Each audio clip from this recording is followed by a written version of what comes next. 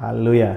Kita bersyukur buat kebaikan Tuhan hari ini, saudara. Saya yakin dan percaya setiap kita ada dalam keadaan yang baik, dalam pemeliharaan Tuhan. Pagi hari ini mari sama-sama kita berdoa sebelum kita merenungkan firman Tuhan. Bapa, kami bersyukur buat pagi hari ini. Terima kasih untuk kasih setia, kebaikan, anugerah-Mu dalam kehidupan kami. Kami bersyukur karena Engkau selalu ada dalam setiap musim kehidupan kami. Pagi hari ini Tuhan, kami rindu untuk diberkati oleh kebenaran firman-Mu.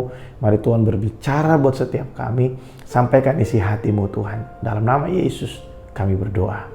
Amin. Bapak Ibu Saudara, kemarin kita belajar tentang bagaimana kita menjaga pikiran kita. Untuk kita merenungkan kebaikan Tuhan. Untuk kita merenungkan kasih setia Tuhan. Pertolongannya dalam kehidupan kita. Saudara, dalam Yosua pasal yang pertama, ayat yang ke-8, di sana Tuhan berfirman kepada Yosua bahwa janganlah engkau lupa memperkatakan kitab Taurat ini siang dan malam, tetapi renungkanlah itu siang dan malam, maka perjalananmu akan berhasil. Saudara, karena setiap firman yang keluar dari mulut Allah itu tidak akan pernah berlalu begitu saja. Ya, firman Tuhan berkata bahwa firman Tuhan itu seperti air yang turun ke bumi. Dia tidak akan kembali begitu saja. Dia pasti akan melaksanakan segala sesuatu yang diperintahkan oleh Bapa di sorga, oleh Tuhan. Saudara, firman itu berkuasa dalam kehidupan kita. Kalau kita merenungkan firman, kita merenungkan perkataan Tuhan, itu sama dengan kita bersekutu dengan pribadinya. Kita bersekutu dengan pribadi Tuhan. Karena Yohanes 1 ayat yang pertama berkata, pada mulanya adalah firman, firman itu bersama-sama dengan Allah, dan firman itu adalah Allah sendiri. Waktu saudara merenungkan firman Tuhan, waktu saudara membaca dan saudara menemukan sesuatu di situ, saudara sedang bersekutu dengan pribadi Tuhan sendiri. Nah, kalau kita terbiasa merenungkan persoalan, tidak heran kalau kita menjadi orang yang pesimis, kita sulit untuk punya satu kepercayaan bahwa Tuhan bisa tolong kita. Kita sulit untuk bisa punya satu semangat di tengah-tengah situasi yang tidak menentu hari-hari ini.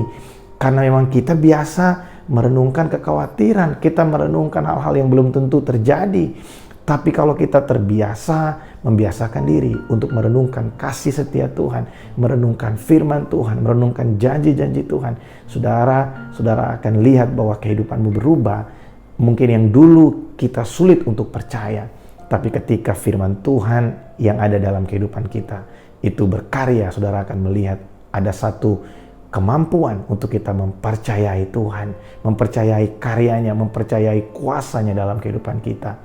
Saudara, sebelum saya mengerti tentang kuasa dari firman Tuhan, saya berpikir bahwa orang seperti saya sulit atau susah untuk bisa mengalami sesuatu yang baik, saudara. Ya, saya dilahirkan dengan bentuk karakteristik fisik yang berbeda dengan orang pada umumnya di Indonesia.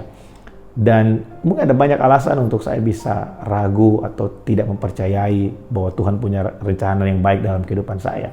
Tapi ketika saya mengerti hal ini, bahwa firman Tuhan itu berkuasa, ketika saya mengerti bahwa Tuhan mengasihi saya baca dalam Alkitab, di sana dikatakan bahwa ketika kita mengenal Tuhan, kita dilahirkan kembali, bukan dari benih yang fana, tapi dari firman Allah.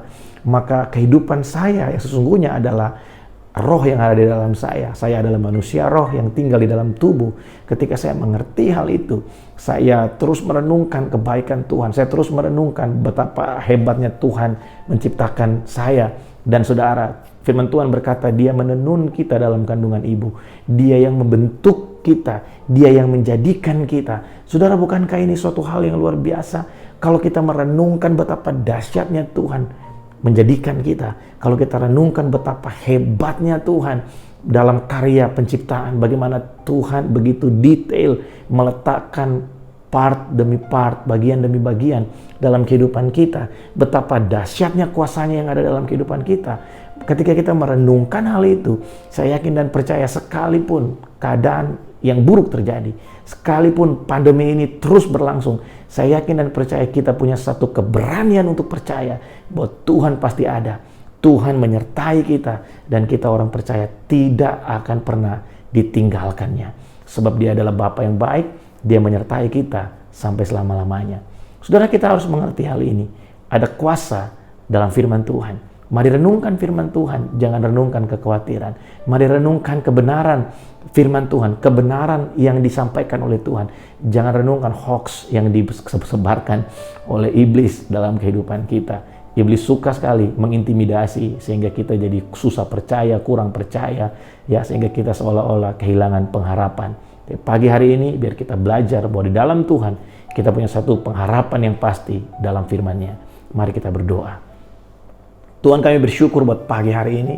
Terima kasih buat firman-Mu. Terima kasih buat semua yang sudah Tuhan sediakan buat kami. Kami bersyukur buat perlindungan. Kami bersyukur buat janji-Mu. Kami bersyukur buat penyediaan Tuhan di tengah-tengah masa pandemik.